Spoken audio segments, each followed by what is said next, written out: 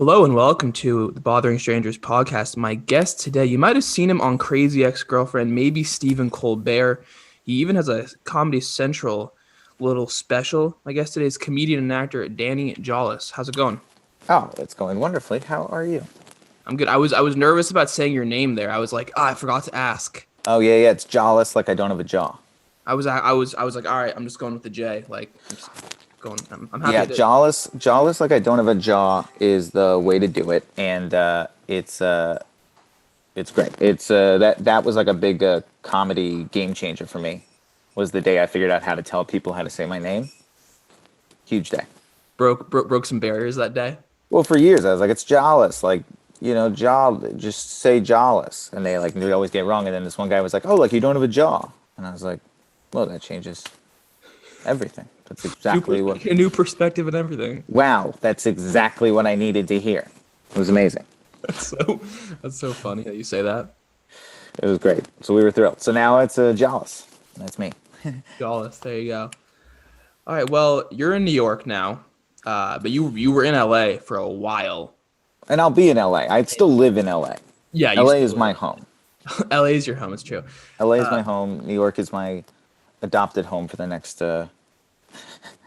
couple of months. Who knows, honestly? Who knows with this stupid year? How's the stand-up scene over there in New York? It's. I mean, it's probably Great. pretty good until it gets cold. Yeah, but New Yorkers have such a fighter attitude. So they're just I did a show at this place called the Tiny Cupboard on Saturday night, which is like this rooftop venue. It's so cool. If anybody's in New York, I cannot recommend it enough. Rooftop in Brooklyn, like overlooking the skyline. It was so cold up there. It was so cold. It was windy. It was freezing, and everybody up there just masked and just like just nobody. Everybody was just putting up with it. It was like such just like New Yorkers are just tough. They were like, we came to see a comedy show. We don't care. It's awesome. Did you hear about this article that it was some opinion piece that a journalist wrote in the New York Times about like how like New York is like dying?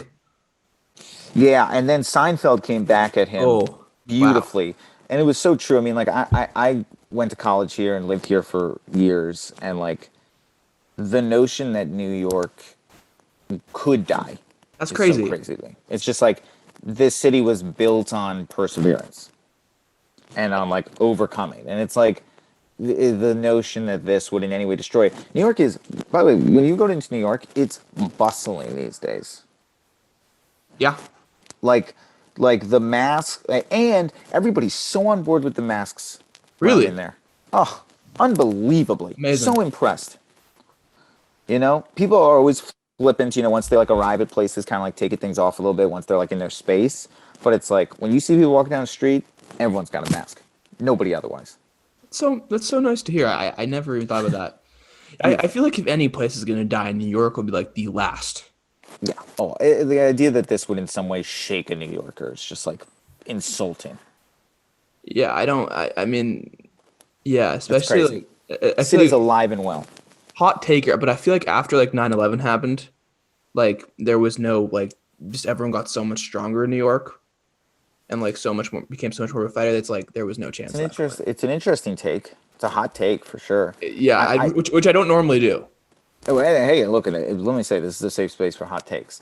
I would say that New York always. I would say 9/11 was an exemplified, if that's the word, what like was the perfect example of just how tough New Yorkers were, because it was just like we'll overcome this nightmare, but it tends to be it's always it's like I just I came to New York after 9/11, so I wasn't there for it, but when I was here, we had hurricanes, we had this, we had that. I mean, there's always stuff happening in New York.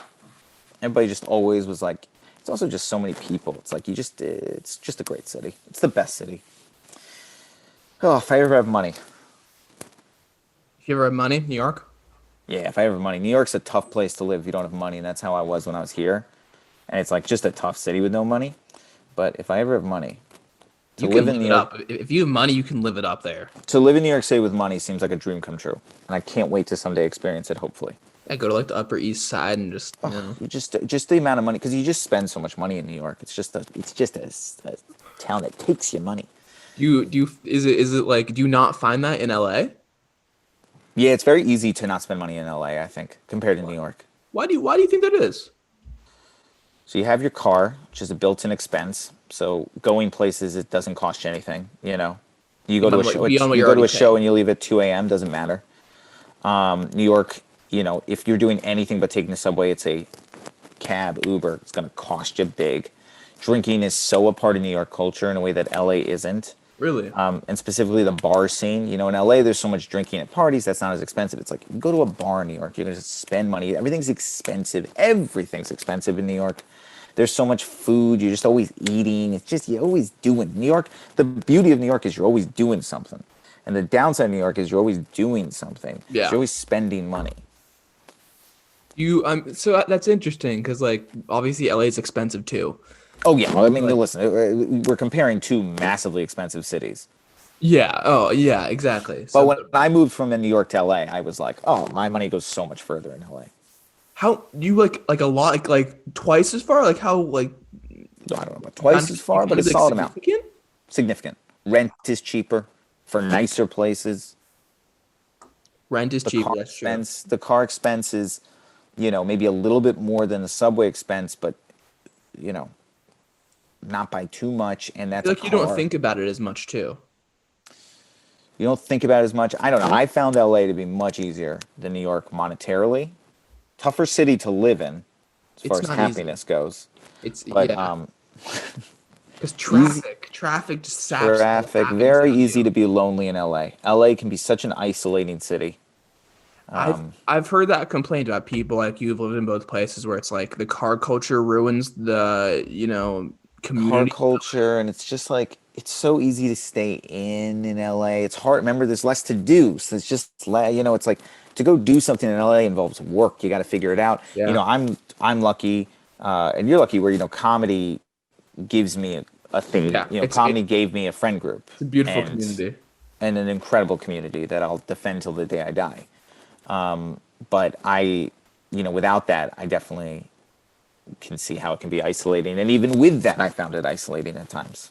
I find that like the comedy community, I find that like comedy has kept a lot of people like alive and like well spirits because like comics are notoriously known as like outcasts and like kind of like the island of misfit toys, as Sarah Silverman once put it. So it's like you find all the misfit toys together, Yeah.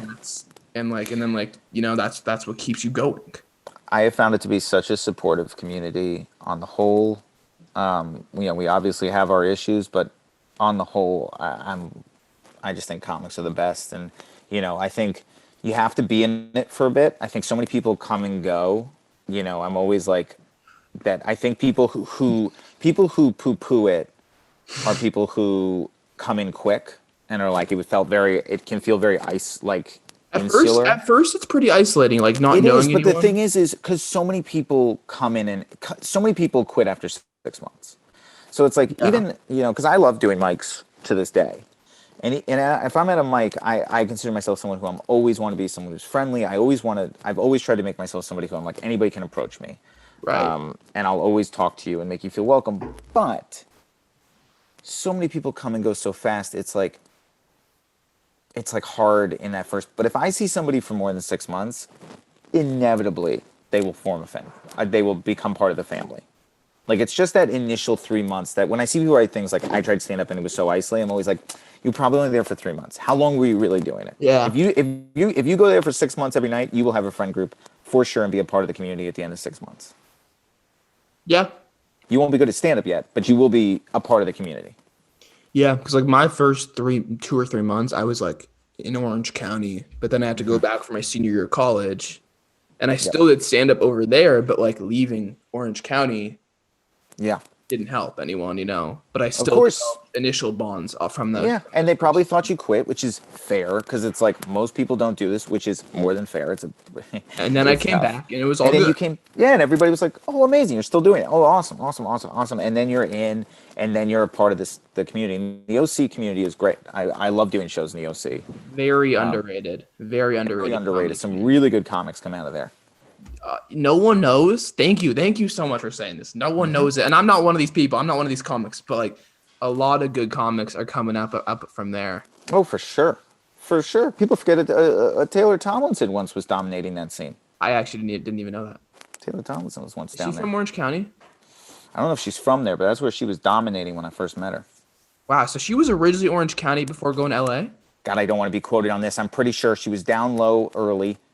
She was in like the San Diego, that area, and then she came up to LA. She was doing churches and that. She was dominating down there. Then she came up to LA, started dominating LA. Where did you start? What was the first place you started doing stand up?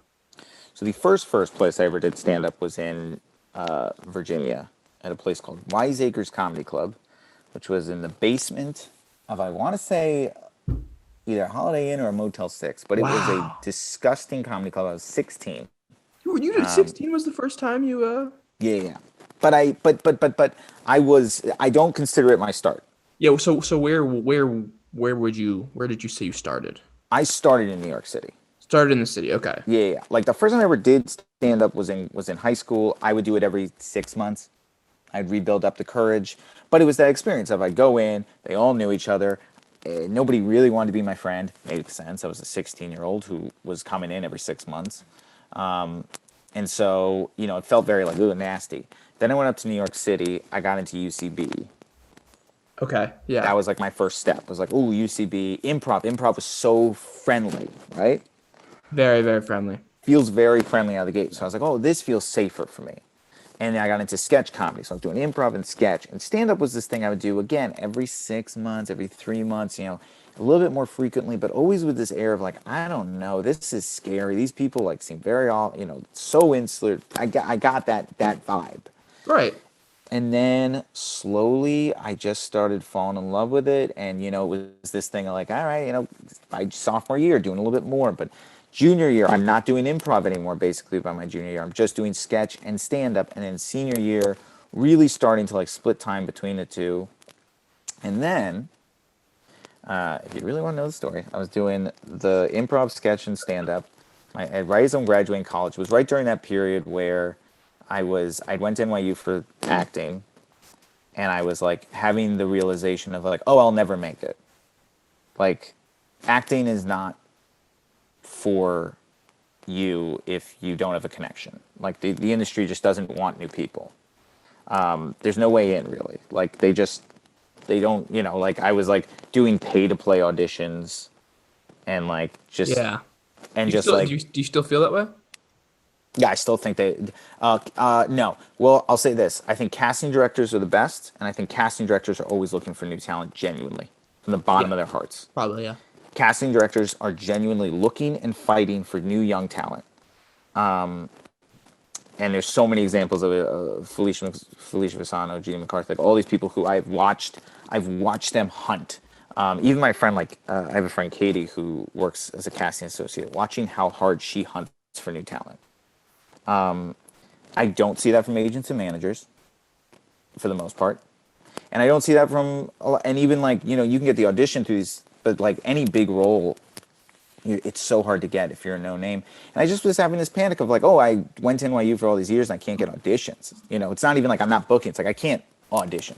To get an audition is very difficult. People don't realize that. This was in the age of the internet though too, right? Yeah, yeah, I'm not that old. No, I know, I know, We had I know that. internet. I'm not like that's part of what I'm saying. So like, I feel like hasn't the internet made that process kind of easier where you can just Yeah, no, you're still going to be unless you're super viral, it's like you can be a TikTok star, and then like, yeah, you'll be able to get an agent or manager, but like outside of that, what do you really, what do you mean by internet? Like, Well, I meant actually like casting sites. oh, Like no, because they're not really looking. No, they're not really looking through there. They're going through agents and managers. Right. Yeah. It's those are all lies. Same with like pay to play auditions, which I did, where like you pay to like meet a casting director. or like an agent or manager. It was like they weren't really there to scout talent. It seems questionable already. It was very questionable. I think they got sued eventually as like a scam.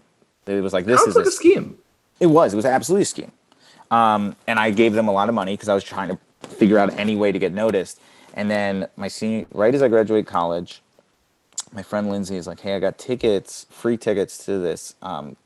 This guy's taping his first comedy special at NYU, and they gave away free tickets. Do you want to go?" And I was like, "Sure." What's his name? Like, who is this person? They're like, he was in 40-Year-Old Virgin, I guess, for a second. Like, I don't know. I've never heard of him. Kevin Hart. And you went to Kevin Hart's. I was third row for Kevin Hart's first special. I never heard of this guy, and he was so funny. And it wasn't that he was even so funny. I just remember sitting there being like, I don't know what connections this guy has. I don't know who he knows in Hollywood. Grinded. But like, this is undeniable. Like, this guy's going to be, he doesn't need connections. He figured out a way to make himself undeniable. Amazing. And that like next day I like basically quit improv and sketch. But like, I kept sketch, but I quit improv, and I was like, I'm doing stand up every night. Kevin Hart was why you did it. A real reason of why I was like, oh, you can become that good. How you can become undeniable. He was undeniable. Yeah. Have you met him?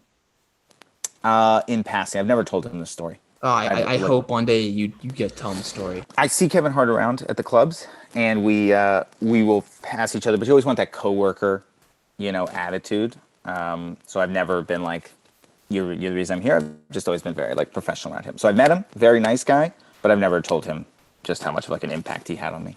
I really hope you get to tell him. I want that moment too. Someday. You don't want to act starstruck, obviously. Yeah, no, you want to be a professional. You have to be a professional, when you're on a set, in a big club, like all these, you do these shows, part of being a comic and part of being an actor is working with people who you admire. And you really have to be professional. And like, so there's a lot of people I've worked with who I've never told. The point is, you have to work, when you work with people, I think this is where I was at. When you work with people, you got to be professional. So you work with your heroes, and you gotta keep it together. I've messed that up once or twice. It's hard. It's hard because you wanted to have that moment. Yeah. Like, you can't.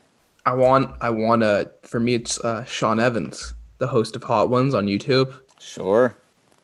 Because I would love for him to hear this. I doubt over his, but I met him in person one time. Oh. Like at the airport, like in passing, and like had a very, very quick hello with him. And like I model my research method for the podcast. I model everything after him pretty much. He does a great job. I love that show. Yeah, who else to model it after? Sure. Does some of the best questions in the game.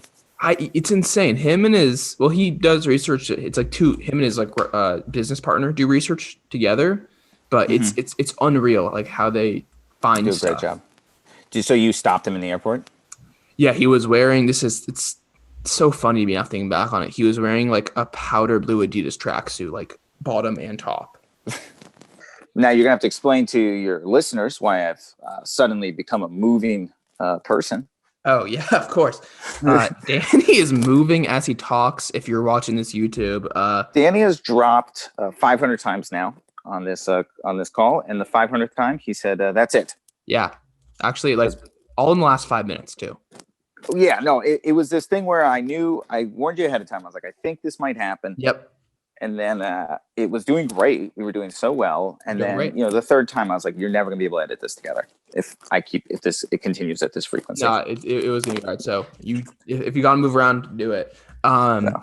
All right. Yeah. So wait, so you saw him, he was in an all black Adidas, blue. I see Sean Evans. He's wearing a powder blue Adidas tracksuit. And he's not a physically noticeable person. He's not tall or anything like that. So I'm looking at Sean Evans. I don't know. And then I'm just like, okay, he's a bald white dude. He's not that tall. Like he has to be Sean Evans. And it was Sean Evans. And I just like very quietly like just went up to him I was almost like whispering in his ear, not like to him. because I didn't want to be loud. I'm like, "Are you Sean Evans?" And he's like, "Yeah." I'm like, "All right, big fan." I shook his hand and then he left. Like I just want him to know it was him. That's perfectly fair. I Nobody think gets it's upset fine. by that. Yeah, Yeah, nobody gets upset by that. I had a moment probably 2 months ago where I was out in public and I saw like I'm a big baseball fan my whole life. Me too. A big Angels fan. Saw a guy, Dan Herron, who used to pitch for the Angels, if you remember him. Way back. Yes, kind of. Yeah. So he played for the Angels and now he just lives in the area. He's retired for a while. And I just thought I saw him. So I literally made eye contact with him and I went, Dan Herron? And he goes, yep. Didn't want to talk. I went, all right, and just walked away. Yep. It's tough. I've athletes I find much tougher than comics and stuff. Like comic stuff have much bigger influence, but I've gotten in such a good place of like actors and like, you got to work with them. Like I can swallow, I've worked with some crazy people and like swallowed some crazy, oh my God, it's you feelings. Did you have that of when because you were on Crazy Ex-Girlfriend for like 3 seasons? Yeah. It's on for a while. Yeah, I had it for sure. I mean, Rachel and I are old friends. So I had the benefit of with Rachel being like, this is my friend Rachel. She's always been my friend Rachel. How do you know the creator of the show? Rachel? We went to college together. Rachel and I have been doing sketch comedy together for over a decade. We've been doing and by the way, comedy. if you have not seen Rachel Bloom's work yet, she's insane. Like she's very, very good. And I recommend both Crazy Ex-Girlfriend and all of her other stuff. Like her videos before Crazy Ex are so good and so funny. You'll see a lot of Danny in the background of many shots. A lot of you in the background. A lot of me helping out. I mean, I used to do yeah. So we've been but then it was like, I mean, Donna Lynn and Vinny and so these people who are so talented. And I was obviously, because she was my friend, I watched the show. So I, joining the show was like, oh, it's people I know. I was fans of all theirs. Right.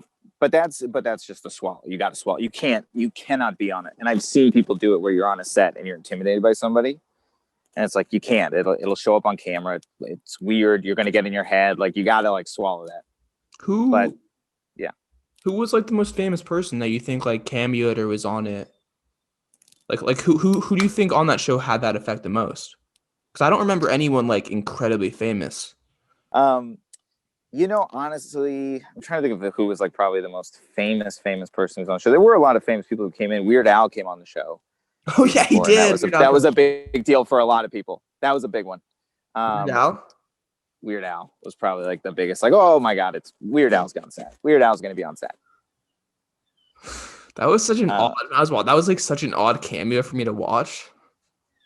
I mean, I think it was everybody's like, dream for a Weird Al. Also, Adam Schlesinger was so intimidating to work with. Like they all were just very intimidating. Like it's such a talent. It's a genuine, it isn't just like good actors. It's like they're talented. Like Donna Lynn is so talented. Yeah. It's just intimidating being around somebody who you're like, oh, you're just so good at this. Right. Yeah. I've had that so good. I've had the issue because I act not the way you act, but I act a little bit too, and just like me. I guess so. I've had the issue where I've worked with people who are just like more experienced than I am. And the truth is, the only way to gain experience in acting is to do it. Like I think the classes help you with, basics, but like at the end of the day, being on a set is a scary place, and it's different. It's not like anything they prepare you for in acting school. Did you go to acting school? One theater class in college, but I didn't go to acting school. Well, for what it's worth, I recommend like taking classes or just like just simple classes. I do think they help. But they will never prepare you for what it's like on a set for whatever reason. They and it's hard. You have to hit a mark on a set. You have to look at you have to look you sometimes look, at an X. I mean, you do all these technical things that I had no clue how to do. And I'll always give Scott Michael Foster is like just an actor, just been acting on, God damn it. You're back. But my phone's going to die and then we're going to have to go back to the computer. I mean, it's just a nightmare. And I'm so sorry. I'm ruining your podcast. You're not. I'm so frustrated. My phone will die in the middle of a story soon. and then we will be locked into computer. Okay. You're good. But Scott Michael Foster's just been he's just an actor. He just knows, he's just so professional. And he was just like, I just felt like I would just sort of took a master class with him of just like how to do it, how he would hit a mark, the way he would go about it, the way he would learn his lines, the way he would change up every take a little, but not too much. Every note he would internalize, the way he would internalize it, do it a little bit more like this. Got it. You'd see him kind of think about it. Okay, action. And he would do exactly what they wanted. Like he just knew how to do it. And I just would watch him. He taught me a lot. You know who I've heard is like the ultimate professional actor? And this is reason is Lakeith Stanfield. I bet. That makes sense. Like Adam Sandler said, like when he was like on set with him on Uncut Gems, like he would just like literally avoid him because he was like internalizing his role. Yeah, you really, but it's internalizing that role, not even the sense that Scott was like method acting. It's just like the way he would be so professional with what he would do was, it's not always about like capturing the character or the actor. It's like also about like just being in the right place, doing the right thing, saying your line, hitting your cue, waiting for your moment, doing it correctly. Just like he just did everything. Just so good at it. He looked so classically trained as an actor too. He's just so classy. He's just so well trained at film acting, like the way he does it. So yeah, but yeah, no, they're all intimidating. Then you work on like, particularly when you work like a day on something or something like that, like you guest star on a thing, it's like, that's particularly scary because you're entering an unknown territory where everybody knows each other and you're the odd one out. And you got to kind of like, I'm friends, but also like, obviously no one's actually gonna be my friend because I'm here for a day. So let's all, but I'm going to try. It's hard. Yeah, I mean, because I looked at your IMDb because you've done like a lot of like one episode. Yes, I have done a lot of one episode work. So I feel like you experienced that a lot, where you kind of come in to a day or two of work and then you're gone. Day or two, come in, hi, and then you're gone. Kick you to the curb, and you just make it. But also like great work, and some of those have been like some of my favorite things, and I've also been cut from things that I was in that like that don't show up my IMDb, but it's like, oh, I did a day on this, I did a thing on that, I did a whole. It's like you just do stuff and then you get cut. You still get paid. You do still get paid, but not as much. Not as much. That's true. Not as much. How does it feel when you're like okay, I cameoed in this show, and then you watch it and then you're like, oh, I didn't know they didn't. So I never had that experience where I straight up like I knew I got cut. I mean, I'm trying to go through the shows. Like I knew I got cut from Love ahead of time. And Love was an experience where it was a standalone scene that opened the episode that had nothing to do with anything else in the episode. And I remember reading it being like, hey, if I was a writer, I would cut this scene if it's over. It's a good scene, but like if we're a second over, I'm cutting this scene. Right. So I remember, they told me and I was like, yeah, I agree with that idea. Yeah. I sort of went in knowing they were going to cut it. It just had no impact on anything. And then there was another show that I won't name by name. But I remember I was going to recur on it. I had this tiny role that was like in this coffee shop on this show. I won't say the show because I'm going to poo-poo it a little bit. And, but it was just bad. It was just a really bad scene. Like the writing, the acting? No, the writing was great. Just a lot of the opposite. A lot of people not taking the day very seriously, I felt, on the acting side. Ooh, and the scenes were dragging. And I remember being very frustrated because I was like, it's going to cost me. I'm the one who's going to get cut here because I want this role really. I want to be on this show. But everybody I'm acting with just didn't feel like they were trying very hard. Just not doing anything horrible, just going through the motions. And they cut the entire plot line. And I remember that was like a whole plot. I was going to do like a bunch of episodes and they cut the whole plot line. And I remember being like, they told me and I was like, yep, I knew they were going to too. I remember sitting there literally being like, I knew they were going to cut it. Damn.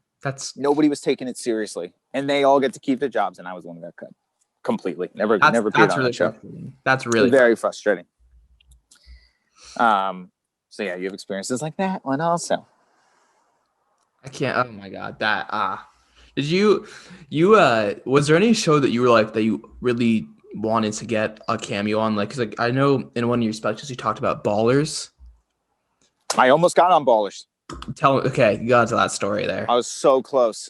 I mean, it's not a great story. I just like auditioned for a role for Ballers, was told I was the pick. It was just like, oh, you're in really good position for this role. It was like it was just like a great cast director. I remember I was like perfect for this. I was so good for this role. It was just like, and I was the pick. I was the pick. I was the pick. I lost the role. Just like, not my fault. Nothing happened. It was no like exciting moment. It was just like, you didn't get it. Lost the role. Yeah. You're the pick means like you're in the lead, but you haven't been booked. Oh, right. So it's okay. like you're the one who they're like, oh, we think it's gonna be this guy, but until they book you, so they just were like, yeah, you're the pick, but it's and then I just lost it. That's frustrating.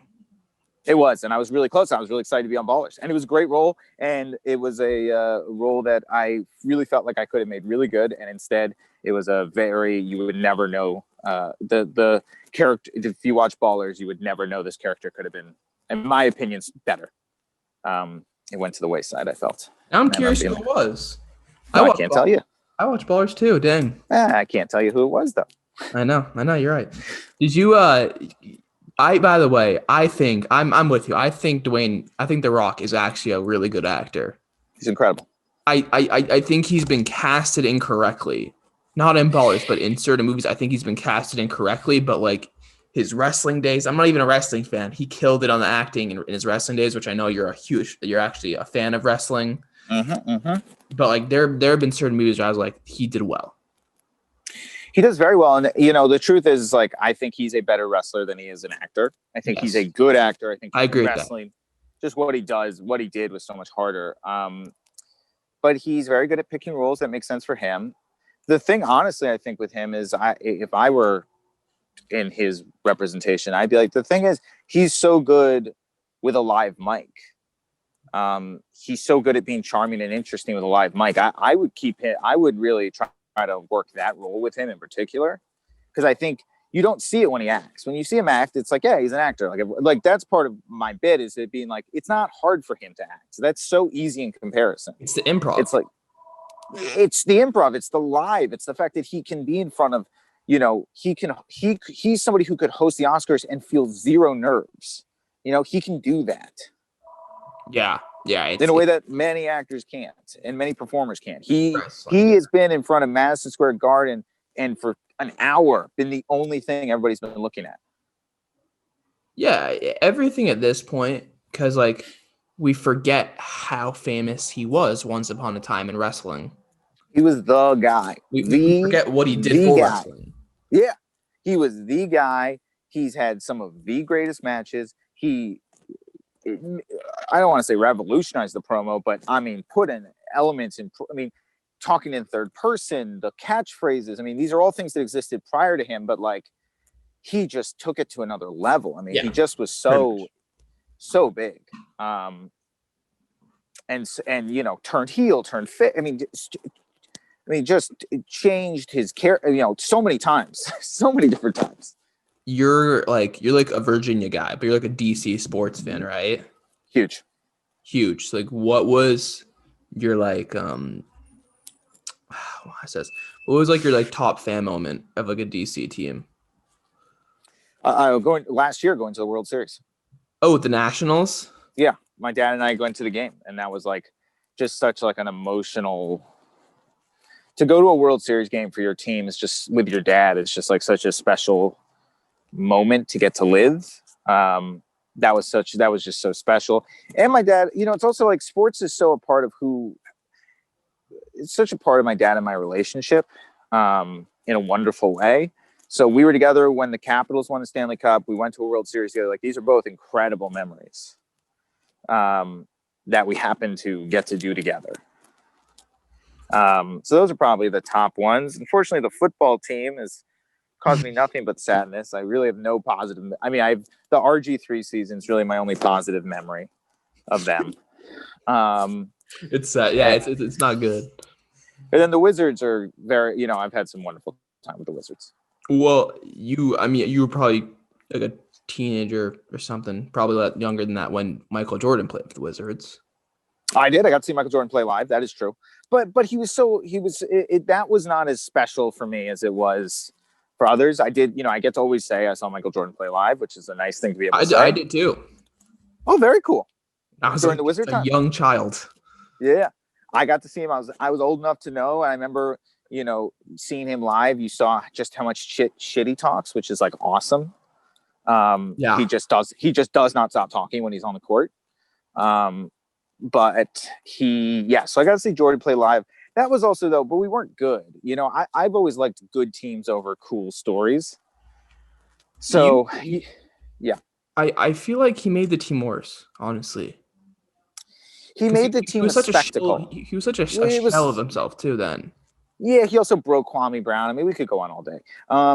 He broke Kwame Brown's spirit to live. I mean, he did a lot of terrible things for us. But then, I got to experience some incredible seasons. The Gilbert Arenas seasons were very fun when those were good. Karan Butler, Antoine Jameson, the when we had our big three that was such an period. exciting team. That was such an exciting team. Even the John Wall, Bradley Beal, when they were really going with Paul Pierce hitting those game winners. I mean, that was thrill. I mean, I've got some great basketball moments with this team. The Jordan years were fun, but we weren't good. So I don't look back on it like too happily. Not to get like too technical, but like I don't know, but like obviously he was part of management when he was there too, and like whatever. But for some reason they decided to run the offense through him. Because he's Michael Jordan. So, it's like this thing of like out of look, he brought in a ton of money. And True. For a couple of years, I actually think it's a decent idea in theory, right? Because in theory, you basically go, all right, well, look, we'll tank for 2 years, but we'll be one of the biggest draws, and we'll be able to get a ton of young talent who then get to get coached and trained by Michael Jordan. It's brilliant in theory. In theory. And then in practice, he broke everyone's spirit to live. Yeah, what do you know? I don't know a lot about that, but like what do you like was it just like the way he like placed them? He would just ride people.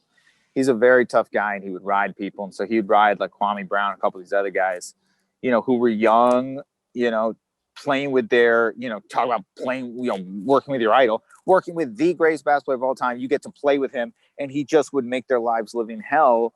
And so he just kind of broke their spirit, some of these guys. Yeah, well, that was like in The Last Dance, like that was, and you really look. That's what in The Last Dance I thought did a very, very good job of capturing what makes Michael Jordan so incredibly good and horrible. Is his competitive nature is through the roof, and unfortunately, the downside of that is like, these young players who were working with him just were broken. I feel like it wasn't talked about in the documentary because it was literally his documentary. But there was a lot of stuff that they left out of that documentary. Yeah, well, yeah, I mean, it was his, but like he funded it, so we have to remember that. But I feel like he was a great player, and like I'm not gonna fault him. They won 6 championships, but like along the way, he had to have broken a lot of Bulls players. He broke a lot of Bulls players, and look, there's also, they touched on his gambling, but it was quick. So he had a major gambling problem. Major gambling problem. Unquestionably. Have you listened to Whistleblower at all? No, I haven't actually. Great podcast right now about the reffing in the NBA. Like the reffing scandals, like the betting scandals, or what? Well, kind of what happened with that, because it's like you think you know that story, but we don't really know that story, and we'll never know the story because it got shut down so quick that we never got to the bottom of how big it was. We just know it as this one ref who did something, but they were in the middle of investigating the entire referee, and this guy's at the bottom. It's just a great podcast that they're doing deep dive on, and there's a lot of rumors about Michael Jordan and his gambling that I believe are much bigger, and they just went right over it during that. Well, it was his documentary. I mean, like sure. There were films, right? What do you think? Did you like The Last Dance? Like I enjoyed it. Aside from knowing that it was him it was Michael Jordan who funded it, and like it was set up to make him look a certain way. I actually really liked it. Oh, he was great. It was great. It was great. I look. I also don't think he's an evil person. You know, I think he's a flawed human who happens to be to be the greatest ever in one very popular thing. You know, he's like like all actors. You know, actors, writers, all these people. We're all flawed. You know, and you know the image we put with Hollywood, basketball, all these organizations make money off people as a product. You know, you become a human product. So part of having a human product is you don't want to show flaws. That's You true. know, it's not as good a product. The NBA isn't as good a product if these people have faults. Michael Jordan isn't as good a product, and he's a literal product to them if he has a gambling problem. The truth is, having a gambling problem, a lot of people have gambling problems in the world. And by the way, Michael Jordan's gambling problem, he's a billionaire. So Yeah, when it you hear about it wasn't when an you hear issue about, for you him. know, he lost $1 million in a day, it's like, well, that sounds crazy to you and I. But to Michael Jordan, that is not as insane. He talked about that Um, in The Last Dance. Michael Jordan, incredibly flawed person. It was his doc. But I think the biggest thing that I do think they didn't cover is the 2 year on what many people believe unofficial suspension. Wait, the 2 year unofficial, like after he retired from the NBA the first time? Yeah. That wasn't. You think that was a suspension? So the rumors are, and this is covered in I talk about this a lot on my podcast at one point, but here, the rumor is this. There was a gambler whose name I forget who was brought to court for something. In the looking at his place, they found a check with Michael Jordan's name in it. There began an investigation into Michael Jordan and his gambling, specifically gambling on basketball, I didn't on know. his own games, which is incredibly not allowed. Well, all of a sudden, they stopped investigating it. There was a dropping of the investigation, and at the exact same time, basically, Michael Jordan announced he decided he wanted to retire from the NBA to play baseball in what is only can be described as the most inexplicable move in the history of sports. Yes, absolutely. That is Where he goes for 2 years on the dot before coming back mid-season. mid-season, seemingly better than ever, and also happens to be in a Looney Tunes movie that is sort of predicts it's coming. So all of this leads many people to believe that it was an unofficial suspension by the NBA because they can't suspend their most famous player because, again, he's a human product. We can't lose it. It was an unofficial suspension for gambling on his own games. So you think it was a suspension for 2 years? I'll never know. But yes, I do think that when you hear it, it is hard. It is one of the few conspiracy theories that I have been like, it seems like it could be true. I've never heard it. I've never heard all the details you just said. Look into it. It's a very fun read. With that, what you just said, with that being said, I am not questioning it myself. I mean, does it make any sense he would just mid the height of his career retire for 2 years to play baseball? You know, logically, particularly after that documentary where he's the most competitive, I want to set every record, and in the middle he just decides for 2 years during what would have been obvious record-breaking years. But what do you think about his side where he said, I wanted to, I had to play the Olympics, fair, and I wanted to win 3 in a row because that's what everyone was like going after, and then I won 3 in a row. What do you think about that side of it? And then he didn't want 4 in a row. To set the new record. I mean, he wouldn't want. I mean, this is a man who he wanted. I mean, it's like, I don't know. That entire documentary is a love letter to just how competitive he was and just how much he wanted to make sure nobody ever questioned he was the greatest ever. Yeah, he is a ginormous ego. And look, some would say he has a right to be. You can say John, but just think about it. Like, he has money, so I'm not going to question how expensive it was to make that. Yeah, that man makes so much money every year off Jordan, off the shoes. Yeah, Nike. But I mean, it's just yes. How long do you think it took to make that documentary? I don't know. Like, I mean, obviously he hired people, but you could tell like there was a lot of work that he obviously put into it. Look, there'll never be an official. We'll never know. Like the truth is, it's a rumor. We'll never know. Just like if you listen to this whistleblower podcast about the refs, we're never going to know what is behind a lot of ref decisions in the NBA. Like it just, and specifically what was going on when Tim Donaghy got arrested. We'll never know. The FBI investigation got shut down. It never went forward. We'll never know what they had Why do you think he would because bet on his own games though, Michael Jordan? he's a gambler. And it's fun. Just because he had a genuine Because it addiction was so to easy, gambling. particularly regular season. This guy dominated. You know, the playoffs is when he really locked in, but during the regular season, I mean, At you least see. 65 games won a year. Yeah. The flu game was because he ate a pizza. Well, that's what we later on found out. You Yeah. know, it's like he wasn't like, it wasn't like he was like almost a LeBron where LeBron becomes like a monk during the playoffs. It's like, Michael Jordan was How out different partying. they are during the playoffs. Yeah. Michael Jordan, LeBron's a monk. Michael Jordan is A monster. he just did what he wanted, and he was that good at basketball. And I for the think record, yeah. I think he's the most clutch playoff performer in the history of North American sports. Of all North American sports is interesting. Basketball. I can't speak on soccer. I can't speak on European soccer. I don't know enough about it. It's hard to say who's clutch in soccer. It's like a little bit trickier. I don't watch it like that, so I don't know. I watch it a little, but it's like hard. How do you? It's like it has to be a somewhat individual sport to show clutchness. It's too much of a team. Soccer's too much of a team sport. Yeah, like you can't. Football's a team sport too. Yeah, Too much football's a into it. team sport. It's like Hockey, you could make a couple assumptions. hockey. Yeah, maybe. I mean, maybe he might. He might. He might.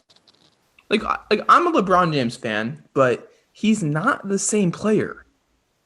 I'm a massive LeBron James fan, and I'll defend LeBron James till the day he dies. And I'll say LeBron James is, look, in the battle between Kobe, MJ, LeBron, it is on court. It'll always be an interesting debate. All three of them bring a lot of amazing credits to the thing. All this, but off the court, it cannot be overstated what an amazing human being LeBron James is. Yeah, Just an unbelievable human to be that famous, that successful, that young, and be as good a human and do as much as he does for just all around. What the NBA did this year was incredible. yeah. I feel like people don't realize how intelligent he is. They don't. LeBron They James don't. because I was trying to do a joke about it. I'm still Yeah. trying to get it to work about just how incredible LeBron James is. I'll be waiting for it. But Because I people feel don't like talk about it. There's no reason for it. they don't realize it because like what he did, what was so smart is he surrounded himself with the people he trusted and Yeah. never let them go because they work for him. And what he also did was he did something that I've never seen another athlete do. He figured out, because he's at the top of his sport specifically, his worth. He figured out how much shaking he can do and still Yeah. be fine. He also figured out he went from somebody who sets up, a lot of athletes have nonprofits. These are wonderful things. He went from somebody who sets up nonprofits to somebody who created charities that make sense, that are sustainable, that have real impact.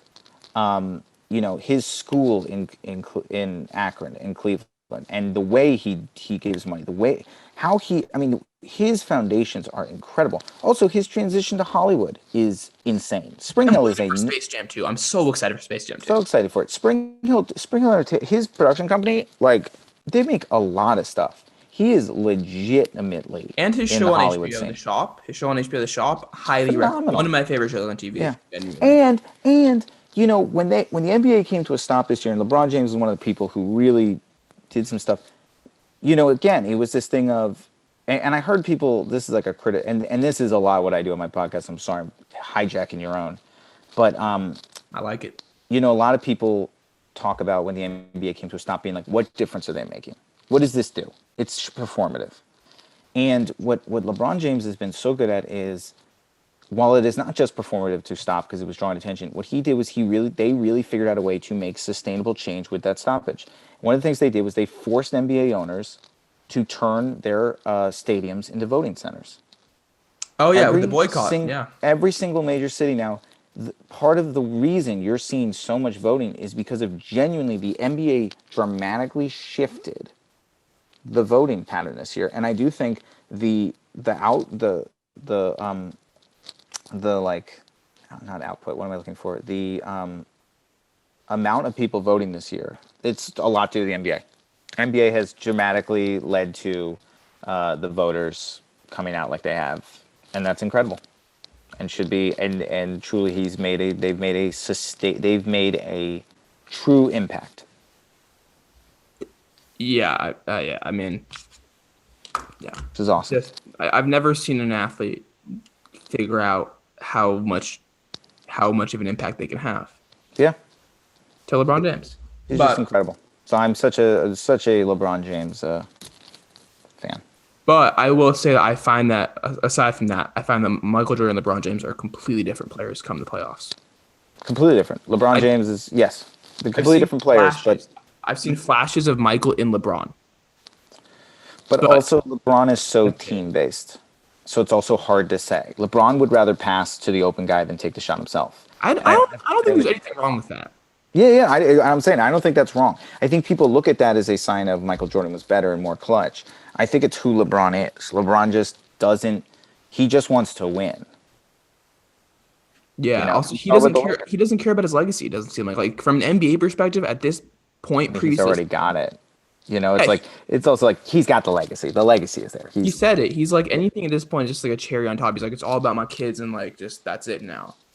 But it's also like so not Michael Jordan. You know, like Michael Jordan. Even that statement of I've done enough. It's like Michael Jordan had to be dragged off the Wizards. Is that true? I don't think he wanted to retire. I mean, I don't know. He was playing well, but he was Yeah, but he loved playing. I mean, it's I can't imagine. I mean, you think about like if I at 40 had to give up stand up, I'd lose my mind.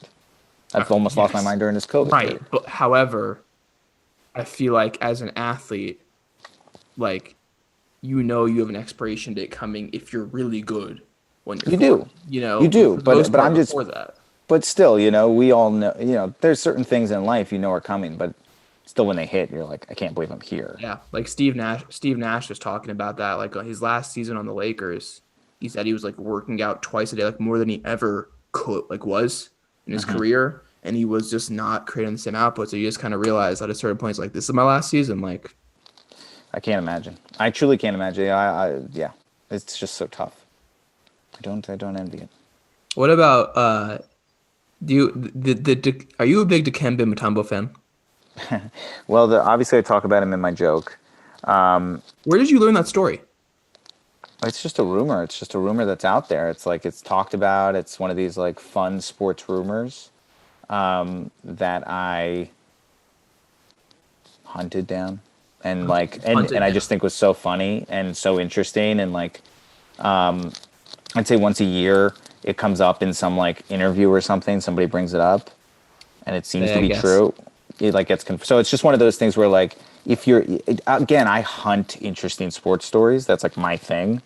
So I got a hold of it, and then from there came up with the joke. And it's also funny because Adam Newman, who's another great comic, has another joke about Dikembe Mutombo that's also really funny. He's so funny. I can't believe that he would. The rumors that he would go into bars and be like, "Who wants to sex me?" It is supposedly it is not. It's like, and when I say it at shows, like there's usually one or two people who've heard it before. So it's really not something that's being thrown around.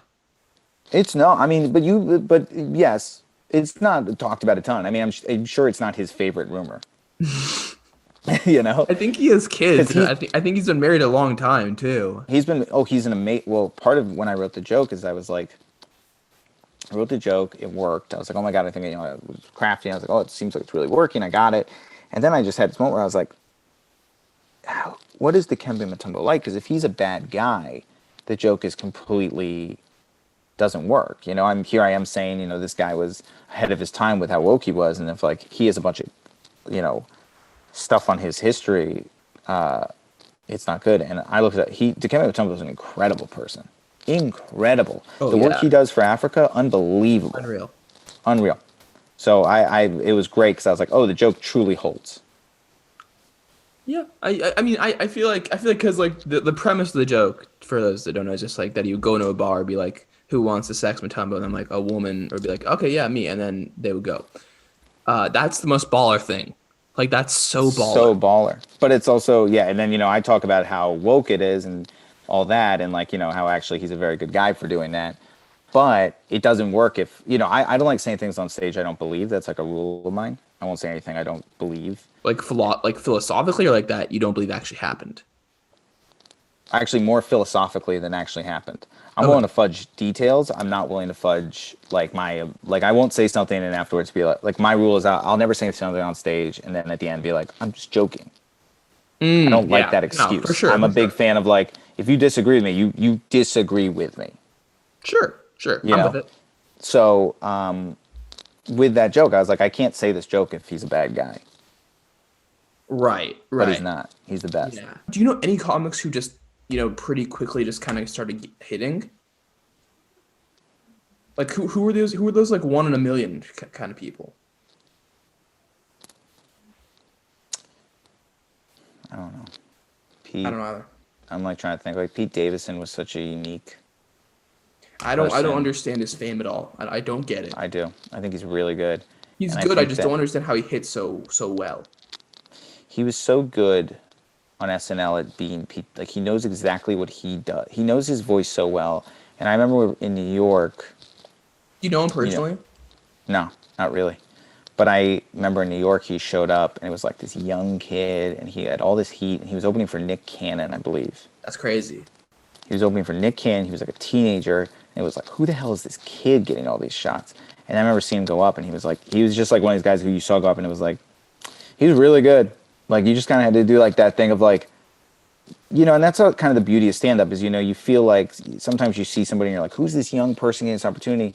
And, sometimes you see them go up and you're like, how the hell are they getting these opportunities? And there's other times where you see somebody young go up and you're like, yeah, that's really good. Yeah, I mean, You know? I feel like with Pete Davidson and like a couple others, Jabuki Young White, Yeah. different people like that. I feel like very much Pete Davidson. Also, this the issue that I have, the comics have for a while, is finding out who they are on stage. Finding out Yeah. who they are in life. He found out very young who he was. He found out so young and he was just so good at capturing his voice so young. I just remember, I was like in my fighting true like first couple of years. God, I can't get anything. Nobody even look my way type thing. Yeah. You know, and Pete Davis out of nowhere, this guy just shows up, and it was like a teenager, and it was like, who the hell Who are you? do you think you are? And I remember seeing him going up, and like, Yeah. it's like that thing of like, nothing but fair. He's very good. I get it. Like I don't like to admit it, but he's very good. I've watched his stand up from like 6-7 years ago. Yeah. It hits like it's And it's just actually such a it's clear actually funny. voice.